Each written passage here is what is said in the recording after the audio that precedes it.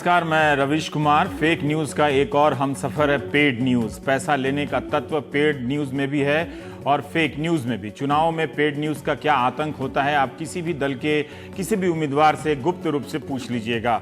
अब paid news के कई तरीके आ गए हैं। चुनाव आते ही विपक्षी दलों के खिलाफ स्टिंग ऑपरेशनों की बाढ़ आ जाती है। सर्वे में विपक्ष को कमजोर बताया जाने लगता है। यूपी चुनाव में गलत सर्वे छापने को लेकर विवाद भी हुआ। पेड न्यूज़ में होता यह है कि पैसा लेकर उम्मीदवार के बारे में खबर छपती है कि जन सैलाब उमड़ पड़ा है, फलाना ढिमकाना की हवा चल रही है, लहर चल रही है। इसी की नई पीढ़ी है फेक न्यूज़। हमने इंटरनेट पर पेड न्यूज़ को लेकर सर्च किया तो कई जानकारियां सामने आई। आप जानते हैं कि हर चुनाव में पेड न्यूज़ पकड़ने के लिए राज्य स्तर और जिला स्तर पर चुनाव आयोग media certification and monitoring committees बनाता है। MCMC इसे कहते हैं। 2013 में चुनाव आयोग की एक रिपोर्ट आई जिसके अनुसार 17 राज्यों के विधानसभा चुनाव में पेड न्यूज़ के 1400 मामले सामने आए। ये सभी 2010 से 13 के बीच के चुनाव के थे। 2012 का पंजाब के विधानसभा चुनाव में पेड न्यूज़ के 523 मामले सामने आए। 2012 के गुजरात विधानसभा चुनाव में पेड न्यूज़ के 414 मामले सामने आए। 2012 के हिमाचल प्रदेश के चुनाव में 104, 2013 के कर्नाटक विधानसभा चुनाव में पेड न्यूज़ के 93 मामले सामने आए। 2014 के लोकसभा चुनाव में मीडिया का जो रूप था वो अभूतपूर्व था। यह चुनाव भी पेड न्यूज़ से बच नहीं सका। कई बार पेड न्यूज़ के मामले रिपोर्ट भी नहीं होते हैं। उनके तरीके इतने बदल गए हैं कि पकड़ना भी मुश्किल है और अभी तक पेड न्यूज़ को अलग से परिभाषित भी नहीं किया गया है, उसे क्रिमिनलाइज नहीं किया है, ना ही इसके लिए सजा का प्रावधान है। 2014 के लोकसभा चुनाव में पेड न्यूज़ के 787 कंफर्म केस सामने आए। सबसे अधिक 223 मामले राजस्थान से, 152 मामले पंजाब से दर्ज हुए। आंध्र प्रदेश में 116, उत्तर प्रदेश में 86 मामले दर्ज हुए। आंध्र प्रदेश में 116 कंफर्म केस मिले, लेकिन 2168 नोटिस जारी की गई थी वहां पेड न्यूज़ के संबंध में। 2014 के चुनाव में पेड न्यूज़ के मामले में उम्मीदवारों को कुल मिलाकर देश भर में 3100 नोटिस जारी किए गए। पेड न्यूज़ रुक नहीं रहा, फेक न्यूज़ आ गया है। 2017 के पंजाब और यूपी के विधानसभा चुनाव में भी पेड न्यूज़ के मामले पकड़े गए। 23 फरवरी 2017 के न्यूज़ लॉन्ड्री की साइट पर इसकी खबर है कि गोवा और मणिपुर में पेड न्यूज़ का एक भी मामला दर्ज नहीं हुआ। हम अभी तक अपने चुनावों को हिंसा और बूथ कैप्चरिंग के अलावा, उनसे मुक्ति के अलावा इन दुर्गुणों से मुक्त नहीं कर पाए हैं। पैसे पकड़े जाते हैं मगर पैसे का इस्तेमाल अभी तक नहीं रुका है। अक्टूबर 2011 में पेड न्यूज़ के आरोप में यूपी की एक विधायक उमलेश यादव की सदस्यता खारिज कर दी गई थी। यह पहला केस था। राष्ट्रीय परिवर्तन दल की विधायक, मगर किसी बड़े दल का उम्मीदवार पेड न्यूज़ करता हुआ बर्खास्त नहीं हुआ अभी तक। इस क्रम में एक और नेता पकड़े गए हैं जिनका मामला अदालत में भी साबित हो गया है। नरोत्तम मिश्रा मध्य प्रदेश के मंत्री हैं। दिल्ली हाईकोर्ट के आदेश के मुताबिक नरोत्तम मिश्रा राष्ट्रपति चुनाव में मतदान नहीं कर सकेंगे। मध्य प्रदेश हाईकोर्ट ने नरोत्तम मिश्रा को 2008 के विधानसभा चुनाव में पेड न्यूज़ के मामले में दोषी पाया है। चुनाव आयोग ने नरोत्तम मिश्रा पर 3 साल के लिए चुनाव लड़ने पर प्रतिबंध लगा दिया। इस लिहाज से नरोत्तम मिश्रा 2018 के विधानसभा चुनाव में उम्मीदवार नहीं बन पाएंगे। आयोग ने पाया कि नरोत्तम मिश्रा ने 2008 के चुनाव में दतिया विधानसभा में पेड न्यूज़ पर खर्च की गई रकम को अपने खर्चे में नहीं दिखाया। नरोत्तम मिश्रा इस वक्त जल संसाधन, जनसंपर्क और संसदीय कार्य मंत्री हैं। बड़ी जिम्मेदारी है इनके ऊपर। पेड न्यूज़ के मामले में दोषी पाए जाने के बाद भी अपने पद पर बने हुए हैं। किसी को अपनी जिम्मेदारी नहीं छोड़नी चाहिए नैतिकता के लिए। मिश्रा जी न्याय के लिए लड़ना चाहते हैं। उन्होंने नैतिकता का लोड लेकर तुरंत इस्तीफा देने की कोई जल्दबाजी नहीं की है। हाईकोर्ट के फैसले का सम्मान है। हम विधि विशेषज्ञों से राय ले रहे हैं। इसके बाद में दिल्ली हाईकोर्ट की डबल बेंच या सुप्रीम कोर्ट में जहां भी जा सकते होंगे न्याय के लिए, हम वहां जाएंगे और न्याय की बात करें। एक बात को लेकर सतर्क रहिएगा, मीडिया को फेक न्यूज़ कहने में खतरा है। इसका लाभ ट्रंप जैसे नेता उठा रहे हैं कि जो आलोचक या समीक्षक न्यूज़ चैनल हैं उनको फेक न्यूज़ कह देते हैं। जो फेक न्यूज़ है वही फेक न्यूज़ कहा जाए। पत्रकारों से उम्मीद की जाती है कि खबर छापने या दिखाने से पहले 3-4 बार इसकी पुष्टि कर लें, लेकिन अब आप दर्शकों और पाठकों से भी उम्मीद की जाती है कि खबर पर यकीन करने से पहले कई माध्यमों से कंफर्म कर लें। कहीं ऐसा ना हो कि सुबह अखबार में जो आपने खबर पढ़ी है उसे कंफर्म करने के चक्कर में ऑफिस जाना ही भूल जाएं। अब तो न्यूज़ हाउसिंग सोसाइटी के व्हाट्सएप ग्रुप से भी आने लगा है। नेताओं के अपने ट्विटर हैंडल है, यूट्यूब चैनल है, वही झूठ बोल रहे हो, आप क्या कर लेंगे। राजनीतिक दलों ने व्हाट्सएप ग्रुप में मोहल्ले तक के लोगों को घेर लिया है, जोड़कर ग्रुप का मेंबर बनाकर सियासी कचरा ठेल रहे हैं, जिसमें से ज्यादातर फेक न्यूज ही होता है। इस सीरीज के शुरू में हमने आपको मिलेनियम बग, 21वीं सदी जब आ रही थी, Y2K का उदाहरण दिया था। अब आपको 2001 के दिल्ली और उत्तर भारत के कई इलाकों में फैले मंकी मैन का उदाहरण देना चाहता हूं।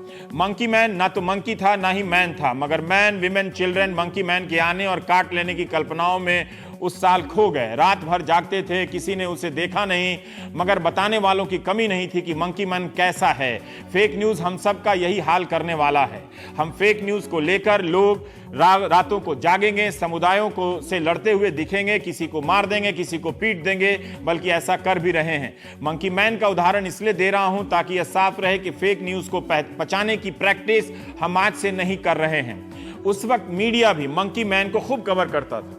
एनडीटीवी के आर्काइव में मंकी मैन को लेकर कई रिपोर्ट मिली, जिसे सिद्धार्थ पांडे, बरखा दत्त, आराधना शर्मा, वर्तिका नंदा, हमारी पूर्व सहयोगी, इन लोगों ने कवर किया था, जो तब एनडीटीवी के साथ थे। मंकी मैन कवर करने वालों में अमिताभ रेवी, सेरा जैकब, माया मिर्चंदानी अब भी एनडीटीवी के साथ है। ये भी एक लाइन हो गया है। तब एनडीटीवी इंडिया नहीं था, एनडीटीवी 24/7 नहीं था, स्टार न्यूज था। हम पुरानी रिपोर्ट और उसमें लोगों के बयान को दिखाना चाहते हैं ताकि आपको पता चले कि फेक न्यूज या अफवाह हमारी क्या हालत कर देता है। बीच बीच में इसका ट्रायल भी होता रहता है, कौन लोग करता है मालूम नहीं। जैसे स्पेन और मोरक्को की सीमा की चमकदार तस्वीर लगाकर जाने अनजाने में किया गया एक trial.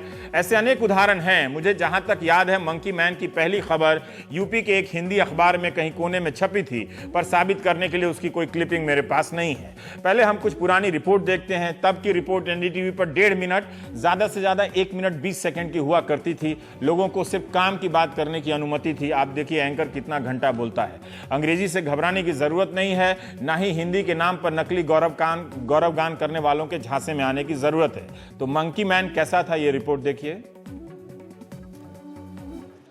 Sham Park in Sahibabad is one of the colonies just across the border from Delhi that gave birth to the Monkey Man legend. The first stories of violence were reported from here before stories poured in from East Delhi and Noida. And though with each new attack the description has changed, the people of Sham Park insist that the Monkey Man is a man and not an animal. Ajay was one of its first victims.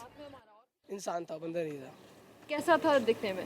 दिखने में उसका गोरा रंग था, और जैसे नेपाली होते हैं, चाइनीज नेपाली, वैसा चेहरा था उसका। मोटी मोटी नाक थी उसकी, आंखें भी काफी बड़ी थी, नीली आंखें थी उसकी, जैसे ने कुछ लगा रखा हो आंखें। People here told us that the man is deliberately changing his appearance to create confusion. है तो ये इंसानी, लेकिन इनका सब जगह अपना अलग अलग रोल है, जिससे कि पब्लिक को गुमराह किया जा सके कि भाई कहीं पे मुखट्टा पहन लिया, कहीं पे कुछ कर दिया, कहीं पे कुछ, जिससे एक दूसरे की बातों पे लोग विश्वास ना कर सकें। Each new report of violence seems to be taking the Monkey Man further and further away from Sham Park, but no one here can forget their night of terror in a hurry. With Aradhana Sharma, this is Maya Mirchandani for Star News. आवाज माया की और report आराधना शर्मा की। साहिबाबाद के Shyam park से ये report है, जहां से मंकी मैन की कहानी पहली बार सामने आने का दावा किया गया। आपने देखा कि लोग कैसे बता रहे हैं कि आम आदमी अपना भेष बदल बदल कर कन्फ्यूजन फैला रहा है पब्लिक को गुमराह करने के लिए। मंकी मैन की तरफ फेक न्यूज़ भी भेष बदल बदल कर आता है आपको गुमराह करने के लिए। मंकी मैन को लेकर कल्पनाएं हवा में उड़ने लगी। सबने मंकी मैन के बारे में इस तरह से बयां किया कि आप सुनकर हंसते हंसते लोटपोट हो जाएंगे, मगर हंसते भी रहिए और सोचते भी रहिए कि कहीं फेक न्यूज़ ने आपकी ऐसी हालत तो नहीं कर दी है। इंसान था, बंदर नहीं था। कैसा था दिखने में? दिखने में उसका गोरा रंग था, और जैसे नेपाली होते हैं, चाइनीज नेपाली, वैसा चेहरा था उसका। मोटी मोटी नाक थी उसकी, आंखें भी काफी बड़ी थी, नीली आंखें थी उसकी, जैसे ने कुछ लगा रखा हो आंखें।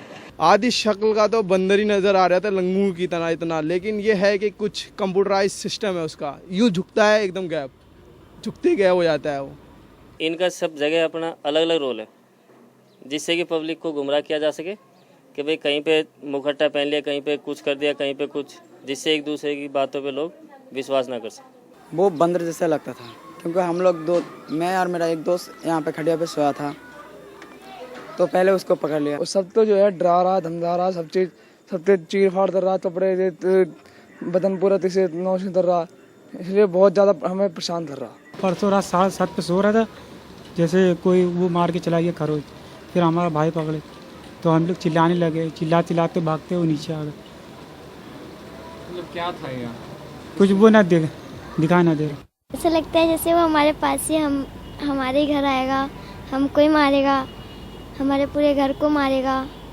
इसी वजह बात से डर लगता है। बंदर तो नहीं है, बंदर के बस क्या है, ये तो कोई नकाबपोशी है। मैं यहाँ पेशाब करने आया, यूँ पर्दा उठाया, यूँ हाथ दिखा मेरे को, हाथ दिखा, उसके बाद बंदर जैसे आवाज़ आई उसकी, फिर मैं भागने लग गया यहाँ से जीने में, और जीने में से उसके बाद यहाँ पे लक्कड़ रखी थी, बाल्टी रखी थी, उसका गिरने की कोई मतलब संभावना नहीं थी, लेकिन फिर भी वो मेरे पीछे गिरते हुए सब आ गया, मैं जीने में गिर पड़ा हूँ। अब बिल्कुल ऐसे काला दिख रहा है तो लोहे ही जैसा दिख रहा है। डर तो लगेगा ही लगेगा, पर आम आदमी को क्या करे, अपनी हिफाजत के लिए कुछ ना कुछ तो करेगा ही, जागेगा।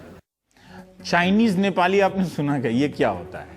पर आप देखिएगा कि इस रिपोर्ट में जो तबका दिख रहा है, वहाँ भी इस दायरे में व्हाट्सएप के जरिए फेक न्यूज़ आज फैलाया जा रहा है। तो सबको पता है कि कहाँ ये चल सकता है। मंकी मैन का ऐसा बवाल उठा था कि पुलिस और सरकार भी उसमें व्यस्त हो गई। कभी पुलिस ने कहा कि असामाजिक तत्वों का काम है, चश्मदीदों के अनुसार कम से कम 2 लोग हैं जो मिलकर अंजाम दे रहे हैं। ये भी बयान था, 2 लोग। बताइए, चश्मदीद को ये पता नहीं कि मंकी मैन कैसा दिखता है, सबके अलग अलग विवरण आपने सुने ही, मगर उनके आधार पर पुलिस मानने लगी कि 2 लोग हैं। दिल्ली पुलिस से उस वक्त उम्मीद की जाने लगी कि वो मंकी मैन का पोर्ट्रेट बनाए, जैसे आतंकवादी का पकड़ा बनाया जाता है आतंकवादी हमले के बाद। एक बार तो पुलिस ने कह दिया कि ना तो वो इंसान है, नहीं बंदर है, कोई और जानवर है। हम आपको उस वक्त पुलिस के बयान सुनाना चाहते हैं, जिससे पता चले कि पुलिस पर क्या गुजर रही थी। किसी आदमी ने कोई बंदर वगैरह या कोई इस तरह का वो नकाबपोश कुछ नहीं देखा है, तो ये लोग पैनिक ही ज़्यादा हैं, जो कि रूमर से शायद ये हुआ है। मंकी की बात इसलिए करें कि फेस उस टाइप का उसका बना हुआ है, लेकिन पॉसिबिलिटी हो सकता है कोई और एनिमल हो, क्योंकि डॉक्टर के ओपिनियन से उसने भी एनिमल कहा है। अब किस टाइप का एनिमल है वो तो खैर या तो उसको हम पकड़ पाएँ इस चीज़ को, और दूसरे तरीके से इसको हम लोग कंफर्म करेंगे किस टाइप का एनिमल है। पुलिस की एनर्जी है वो दूसरी तरफ जा रही है, क्योंकि सारा स्टाफ पेट्रोलिंग में ही ज़्यादा रहता है, और ख़ासकर नाइट में तो बहुत ज़्यादा पेट्रोलिंग लगानी पड़ रही है। ये अपनी कनाट प्लेस से दुकान बंद कर आ रहे थे, पब्लिक ने इनको रोका और ये कहा भी काला बंदर आ गया, और इसकी गाड़ी पे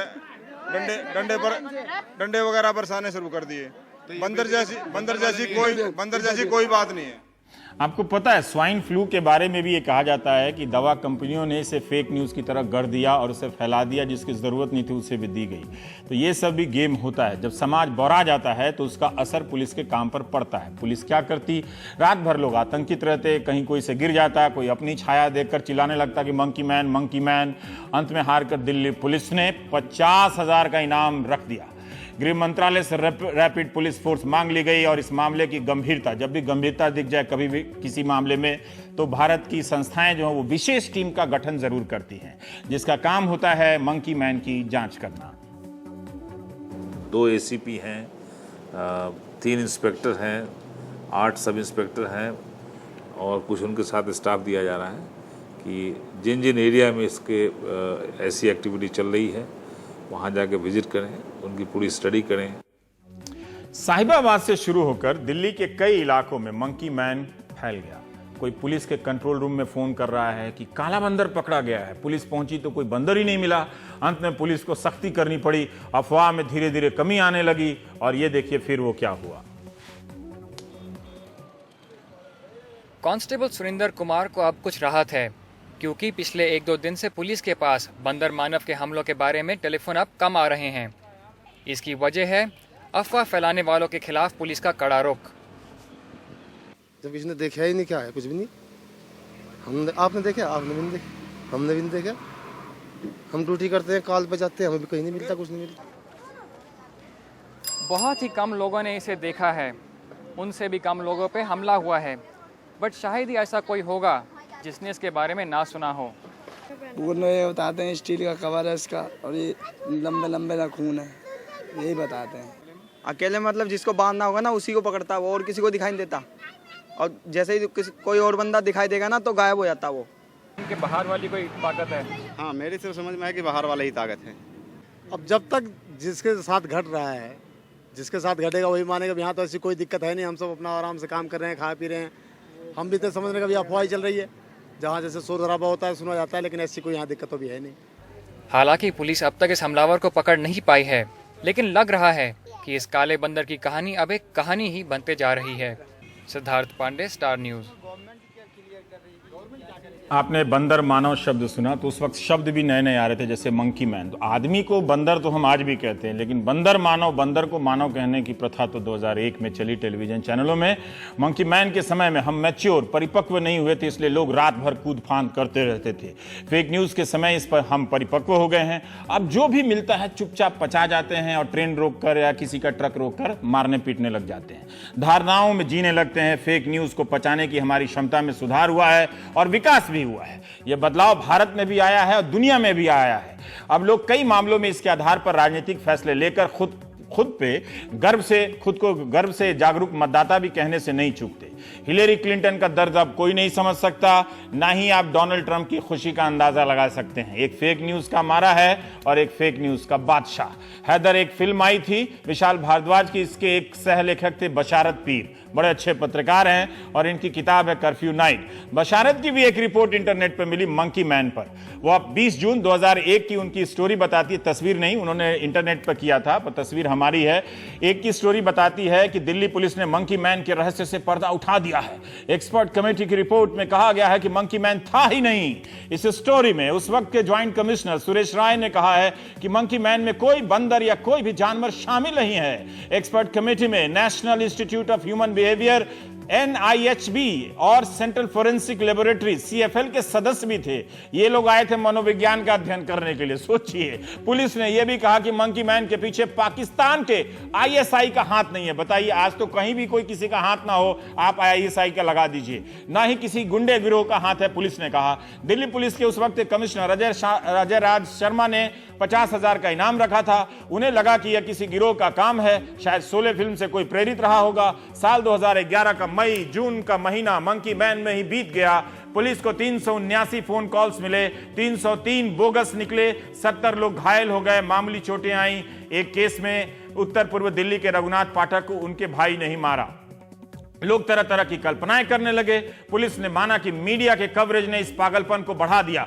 आपको बता दें कि उस वक्त कई चैनलों ने मंकी मैन की बाइट के लिए, पकड़ने के लिए 5-5 रिपोर्टरों की स्पेशल टीम बनाई, जो रात भर मारुति वैन में दिल्ली में घुमा करते थे। उन्हीं में से कई आज प्राइम टाइम के एंकर हैं। जाहिर है 2001 में मंकी मैन के जरिए जो प्रैक्टिस किया था वो अब काम आ रहा है। वैसे हमारे चैनलों ने 2012 से पहले के साल में यह खूब चलाया कि दुनिया खत्म होने वाली है, बगदादी को तो रोज मारते हैं। फेक न्यूज नाम में भले ही जूनियर हो, मगर इस काम में भारत के न्यूज वाले थोड़े सीनियर हैं। गनीमत है कि लोगों ने भी समझ लिया कि सब बकवास है और विश्वास भी कर लिया। पूर्वी दिल्ली में बसे सीलमपुर में लोग इत्मीनान से बाहर सो रहे हैं, लेकिन कुछ दिन पहले तक ऐसा कर पाना संभव नहीं था।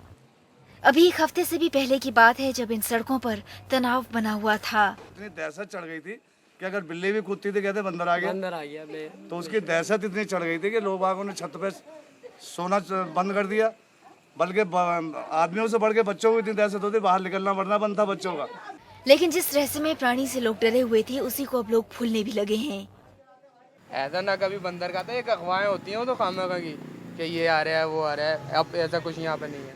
लेकिन सच्चाई ये भी है कि इस तथाकथित प्राणी की वजह से लोगों को बिजली की कटौती से बचने का भी मौका मिला था। उसी के चक्कर में लाइट नहीं जा रही थी, बंदर के चक्कर में कि रात भर लाइट रहती थी। अब जो है अब लाइट भागने लगी, दिन में भी रात में भी।